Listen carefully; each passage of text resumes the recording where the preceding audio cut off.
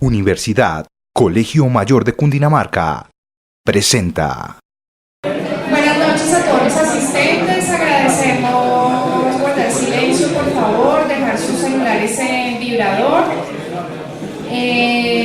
Bienvenidos a esta nueva y tercera sala abierta de formación académica, presentada por el Programa de Administración de Empresas Comerciales, organizada por los estudiantes de noveno semestre pertenecientes a este escenario de práctica, que tiene como objeto desarrollar espacios alternos a la academia, vistos en los diferentes componentes temáticos con miras a formar profesionales más íntegros, permitiendo de esta manera afianzar conocimientos. A continuación me permito leer el orden del día. Primero, Himno Nacional de Colombia. Segundo, presentación de los conferencistas invitados, doctora Silvia Morales y doctor Jorge Garcés Cano. Tercero, preguntas de los asistentes a la conferencia. Himno Nacional de Colombia.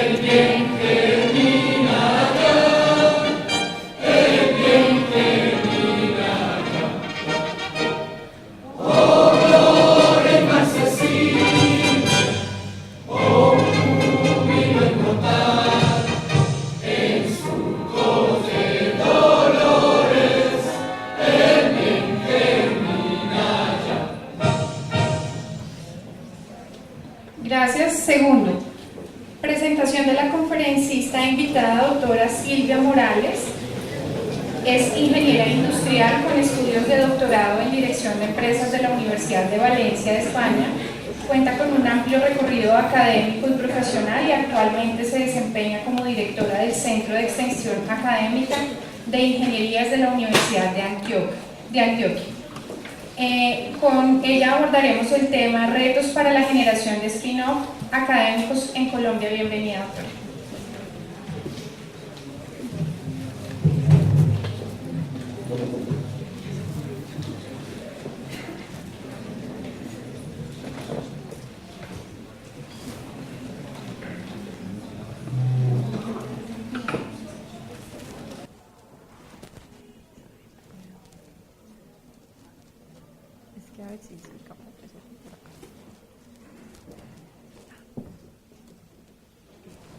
Buenas noches. A ver. Hola. Ahora sí.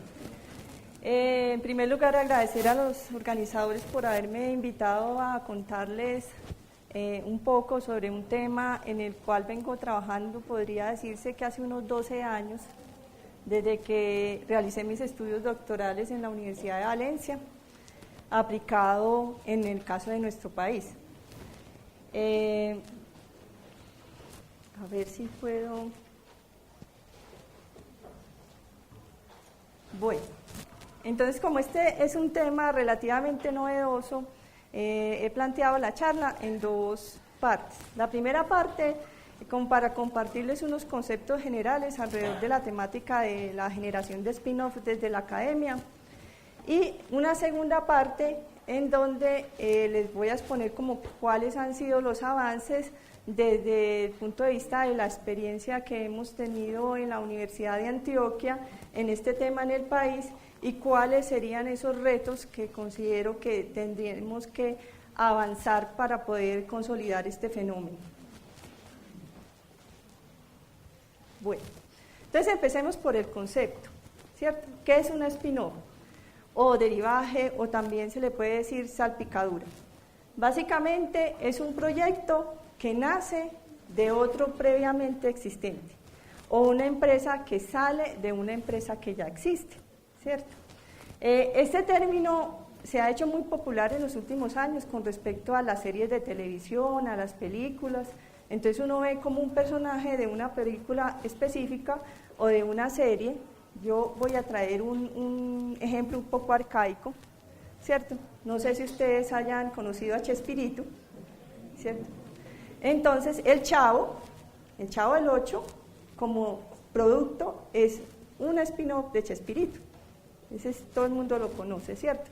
Igualmente, para algunos más mayores, La Chilindrina, que tuvo su propio show, ¿cierto? El personaje toma una fuerza tal que sale y se vuelve un éxito, su propia serie. Entonces, en el mundo del cine y de las series de televisión han empezado a generarse, a utilizarse este término aplicado en ese sentido.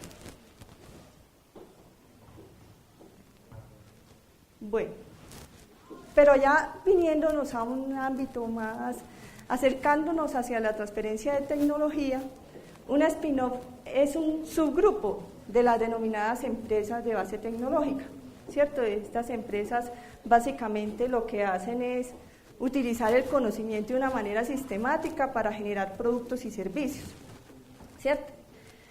Y deben cumplir dos características para ser consideradas spin-off. Entonces, el primero es que es desarrollada por unos empleados que trabajaban inicialmente en la empresa madre o en la organización madre y salen a construir una nueva empresa, ¿cierto? Pero si fuera este criterio, pues habrían demasiadas spin-off. ¿Cuál es la otra característica que debe cumplir? Que el conocimiento que es base de esa nueva empresa haya sido desarrollado en esa empresa madre o incubadora. Entonces, esas son como las dos características que debe cumplir una spin-off. Ya en las universidades, en el mundo de la investigación, de la transferencia de tecnología, entonces Chen, que es un autor que ha trabajado y estudiado esta temática durante muchos años, propone que es una spin-off desde las universidades, una spin-off universitaria. Entonces, ¿qué dice él? Que es una empresa que se forma a partir de una pieza de propiedad intelectual, o sea, un nuevo desarrollo que ha sido creado dentro de la universidad. Básicamente, ese le agrega otro elemento adicional a la definición.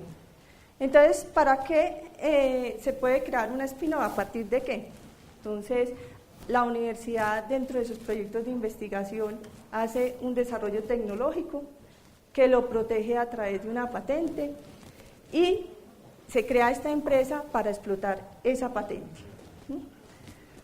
Otra es explotar tecnologías protegidas por derechos de autor, como puede ser un programa, ¿cierto?, de computadora, que no se patenta, sino que se protege por derechos de autor, y para explotar una tecnología que se desarrolla en la universidad, pero que no es protegida. Eso también se puede dar. Bueno. Pero entonces el fenómeno de spin-off, que lleva muchos años en otros países, es muy complejo y ha generado propuestas de tipologías, propuestas de clases de spin-off. Yo les traigo dos solamente como para ponernos en contexto. ¿Sí? Entonces, esta primera clasificación clasifica las spin-off en dos tipos, unas corporativas o empresariales y otras universitarias. Obviamente, como por su nombre lo indica, las corporativas empresariales salen como fuera del contexto académico, ¿cierto? Y las universitarias, pues obviamente, de las universidades. Y dentro de las universidades, las empresas pueden ser creadas por estudiantes, ¿cierto? Como muchos de ustedes, o por investigadores. Entonces sale esa derivación de spin-off estudiantiles y académicas. En las académicas es muy importante esa segunda característica que ven ahí, que es que deben ser basadas en resultados de investigación obtenidos dentro de la universidad, ¿cierto? Las estudiantiles pueden ser cualquier otra iniciativa que uno de ustedes pueda decir, voy a crear una empresa de software o una empresa de asesoría. A partir del conocimiento que ustedes hayan adquirido, se crea esa empresa, ¿sí? En algunas universidades la llaman spin-off estudiantiles, ¿cierto? En la otra debe ser producto de un proyecto de investigación que haya generado unos profesores investigadores o unos estudiantes de maestría, unos estudiantes de doctorado, para que se le dé esa característica. Y estas spin-off académicas que se fundan a partir de la investigación, las podemos clasificar en 3 tipos. Una es la spin-off ortodoxa, la otra es de tecnología y la última es la híbrida, que es una mezcla de las dos.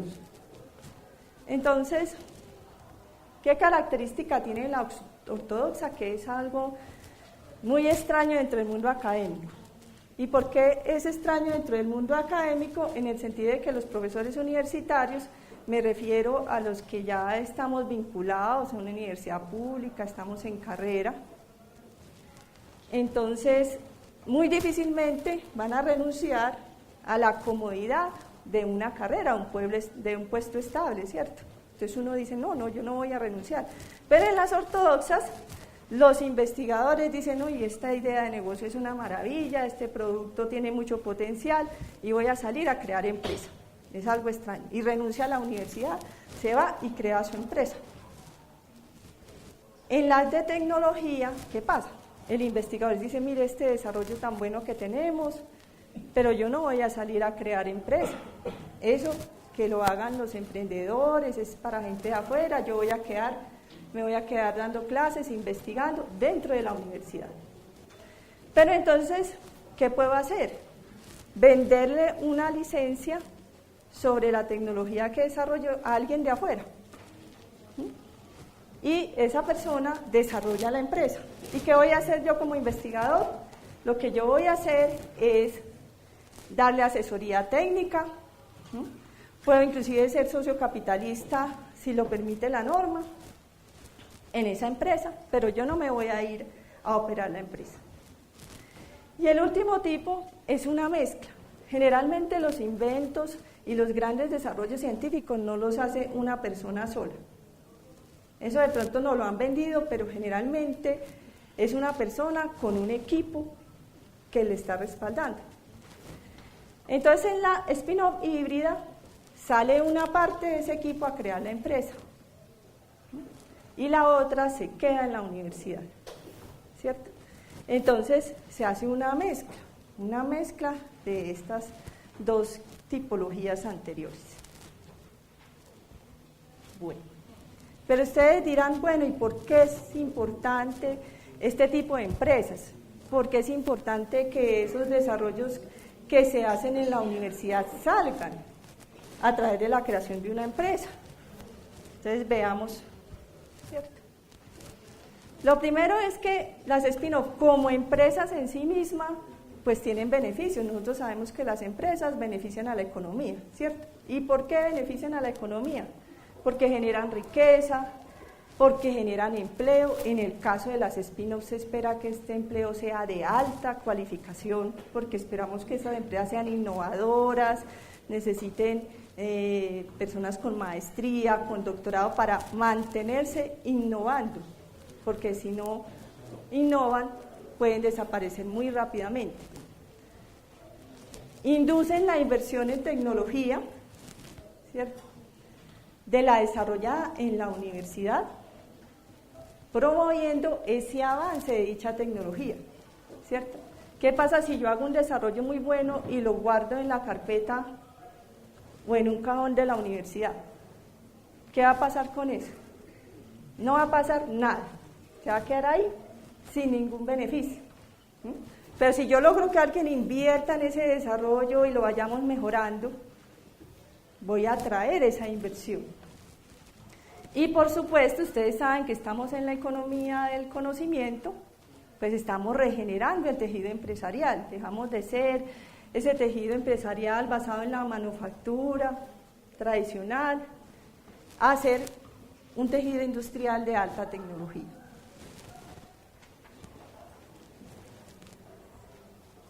Para las universidades, esto todavía es una discusión en nuestro país. Tenemos algunas personas que dicen, no, la universidad no debería crear spin-off, no debería meterse en eso es para otras instituciones.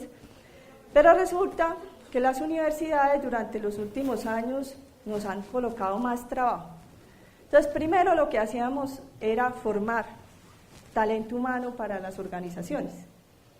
Luego entonces dijeron, no señores, ustedes universidad que tienen tanto conocimiento, pues ayuden a avanzar el conocimiento científico, entonces investiguen. Entonces, la segunda misión, investigar. Y dijeron, no, ustedes tienen como mucho tiempo, además de eso, por favor, tienen que contribuir a el desarrollo económico de la región donde viven, donde están ubicados. Entonces dice la universidad, hombre, pues toca contribuir al desarrollo de la región y del país. Y eso lo hacemos a través, una de las maneras de hacerlo es a través de la transferencia de tecnología. Es decir, que esos resultados de la investigación universitaria no se queden en unos artículos científicos, no se queden en unos paneles muy bonitos o en unos dispositivos muy bonitos en los laboratorios, sino que salgan, que creen empresas, que generen empleo, que creen desarrollo. Por supuesto, el acercarnos a la industria y hacer desarrollos nos hacen que veamos otras perspectivas y podamos continuar la investigación académica. Entonces, para eso también nos sirven las spin-off. Este tercer punto es un punto más controvertido. Dice, es una fuente de financiación. ¿Por qué es controvertido este punto? Porque algunos dicen, sobre todo en las universidades públicas, que somos públicos, nos financiamos con recursos públicos, entonces el conocimiento es libre. Pero ¿qué pasa? Hoy en día las universidades públicas nos tenemos que financiar, porque si nos dan el 60% del presupuesto es mucho. Entonces necesitamos de dónde sacar recursos. Entonces las spin-off a través de los dividendos, si en caso de que participemos en el capital de la empresa o de las regalías que nos pagan por las licencias, podemos, o eso esperamos, ayudar a financiar el cumplimiento de todas las misiones que nos han puesto. Entonces, en ese sentido, son una fuente de ingresos en el mediano y en el largo plazo. ¿Y por qué?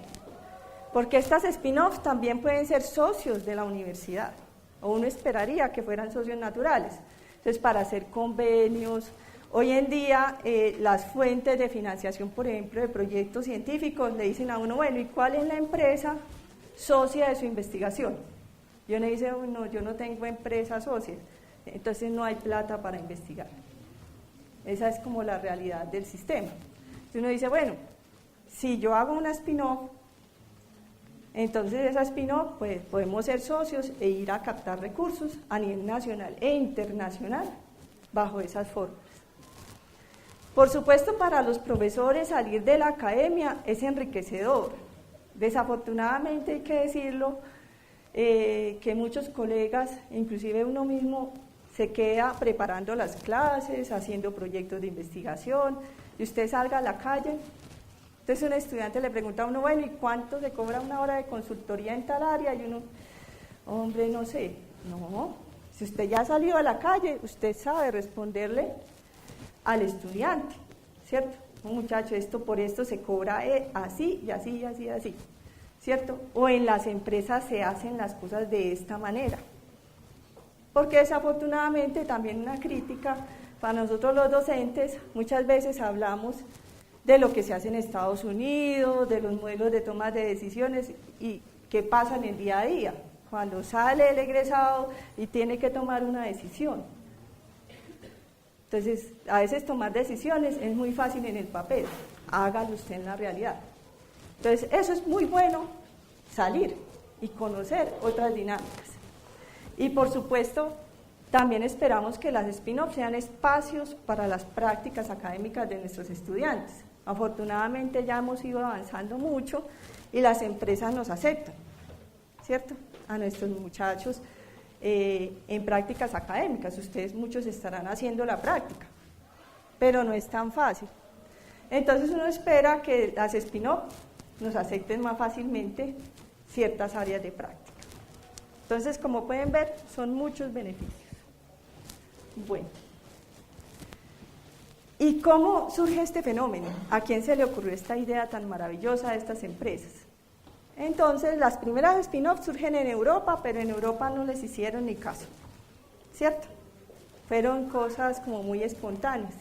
En Estados Unidos ellos se dieron cuenta del potencial, ¿sí?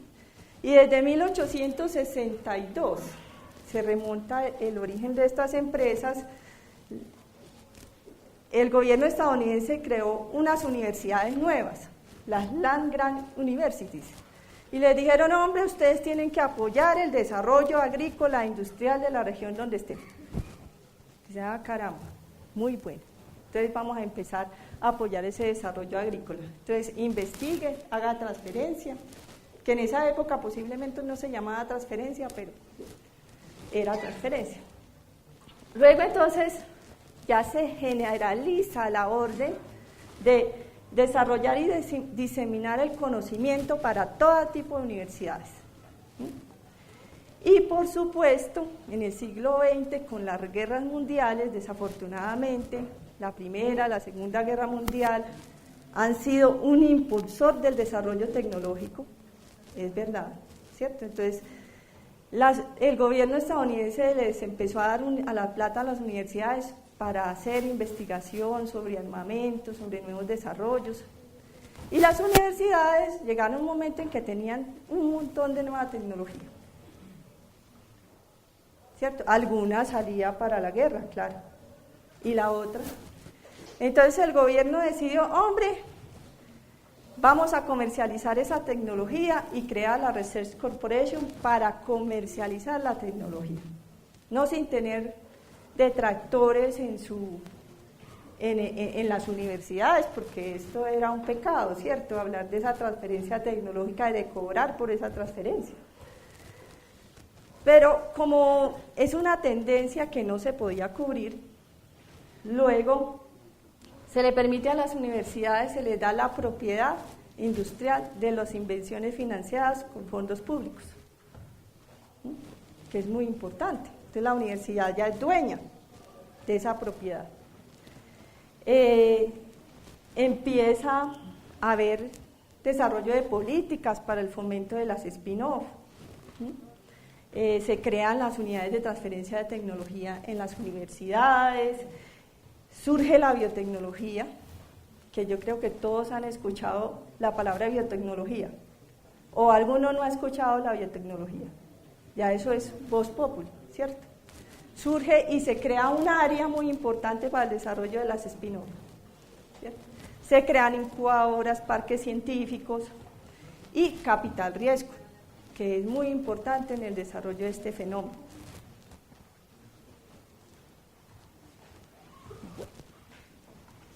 Entonces, como les digo, ¿por qué surge esto? Pues porque hay un interés de que ese conocimiento científico sea usado de una manera eficaz y eficiente para rentabilizar la inversión pública. Como les digo, hoy en día las universidades nos tenemos que financiar. Entonces le dicen, bueno, ¿y usted qué va a producir con esa plata que le voy a dar, esos 5.000 millones para investigación? ¿Y va a investigar sobre qué? ¿Para qué? Algo que sea rentable, perdón. ¿Cierto? Como les digo, la aparición de las industrias basadas en la ciencia, la biotecnología, la biomedicina, la nanotecnología, son campos de ¿qué? Desarrollo científico, ¿cierto? No cualquiera puede hacer una empresa en este tipo de áreas. Entonces, claro que allí empiezan a surgir. Todo el cambio normativo en Estados Unidos es un ejemplo de cambios normativos para facilitar el fenómeno, pero no es el único caso. En Inglaterra, en Japón, en Francia, en España se ha cambiado la legislación para favorecer la generación de este fenómeno.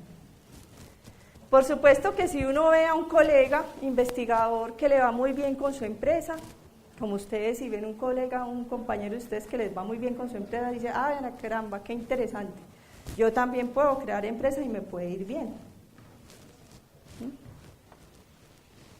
El fortalecimiento de esas fuentes de financiación es muy importante, ese capital riesgo, los business angels, que ustedes tal vez ya los hayan escuchado, programas públicos para el fomento de este tipo de iniciativas.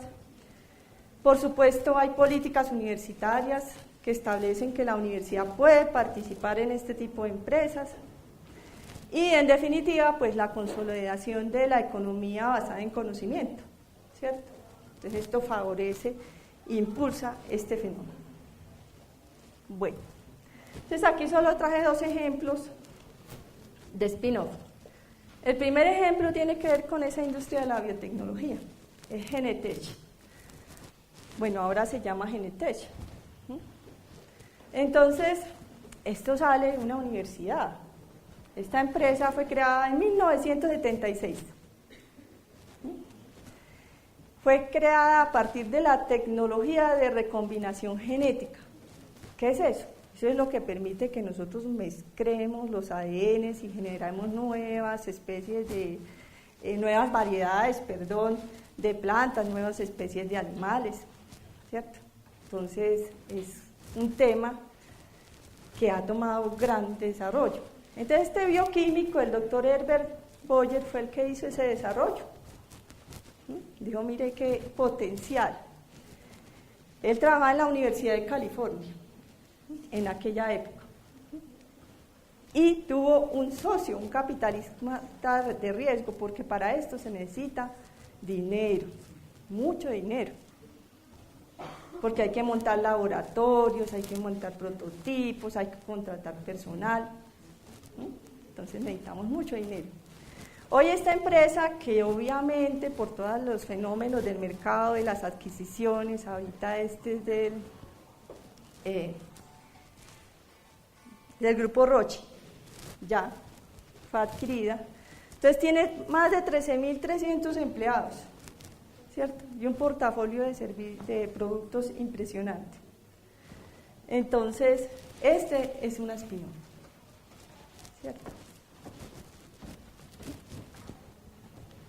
Esta es otra, no sé si ustedes lo recuerdan, de pronto los más viejitos sí, Lycos. ¿Sí? Lycos también es una spin-off. Lycos era, o todavía es, pues, un portal web, un buscador, creado en 1994. Fue el sitio más visitado de Internet en 1999, cuando el Internet no lo teníamos todos en el bolsillo, sino que era un poquito más difícil. Más de 40 países tenía presencia esta empresa. ¿Y de dónde sale? De un proyecto de investigación y desarrollo de Michael Loren Mauldin en la Universidad Carnegie Mellon University. Un proyecto de investigación, ¿cierto? El capital que necesitó esta empresa para formarse, $2 millones. $2 millones. Obviamente en esa época esto era una revolución, ¿cierto? ¿Qué pasó? Esta empresa, pues la otra empresa está muy consolidada, fue adquirida por otra empresa y es muy exitosa. Esta desafortunadamente pues fue vendido a Terra Networks, una empresa española, en el 2000 por $13 billones. Desafortunadamente en el 2004 la tienen que liquidar. posiblemente ustedes deben conocer algún buscador que haya sido el causante de ese fracaso, ¿cierto? Ahorita la compró una empresa china, todavía funciona, pero por menos del 0.8% del valor que la compró Terra. Entonces, es un juego riesgoso, de todas maneras. Bueno, para entender un poquito la siguiente parte, yo les voy a contar como una propuesta de proceso de generación de spin-off. Hay muchas, en la literatura hay muchas. Bueno, entonces básicamente un spin-off, el proceso de creación tiene 5 como grandes fases: la investigación, delimitación de oportunidad, reorganización e ingresos sostenibles, ¿cierto? Claramente, entonces, por la definición y todos los que les he contado, las spin-off surgen de la investigación, ¿cierto? Entonces los investigadores empiezan a desarrollar proyectos de investigación y encuentran una tecnología que se puede vender. Dice, hombre, esto tiene mercado, cubre una necesidad. Ah, interesante. Ahí reconocen la oportunidad de negocio. Y luego, pues, cuando uno reconoce la oportunidad de negocio, hay que delimitarla. Hay que ver cuál es el mercado, cuál es el segmento, a quién se lo voy a vender, cómo, todo este tipo de elementos que ustedes ya conocen. Y tiene que surgir una etapa transicional muy importante, el compromiso del emprendedor. Si es el investigador, es ese compromiso de ese investigador que se va a salir de la universidad y va a empezar a impulsar su empresa. Entonces, ese es un elemento muy importante. Luego, entonces, si la persona está comprometida, dice, no, empezamos una fase de preorganización, que es, bueno, a buscar los recursos, a buscar el local, el laboratorio, la plata, ¿cierto? Entonces empezamos como a organizarnos, preorganizar. Y tenemos que llegar a una fase que se llama credibilidad. ¿Qué es eso? Yo tengo que hacer que me crean ¿quiénes? Los clientes, que yo le voy a cumplir con el producto, los proveedores, que yo les voy a pagar las materias primas, los socios, que necesito que me den el capital riesgo, les tengo que convencer que es una buena idea de negocio, ¿cierto? Entonces yo tengo que hacer que el sistema me crea en mi idea de negocio. Y finalmente debe llegar una etapa de sostenibilidad, porque si el negocio no genera ingresos, ¿qué pasa? Cierra. Entonces, debe llegar a esa fase. Bueno, muy bien. Entonces, ya con estos conceptos básicos vamos a ver qué pasa en Colombia o qué ha pasado. Bueno. Entonces, este cuento que yo les vengo y que en Estados Unidos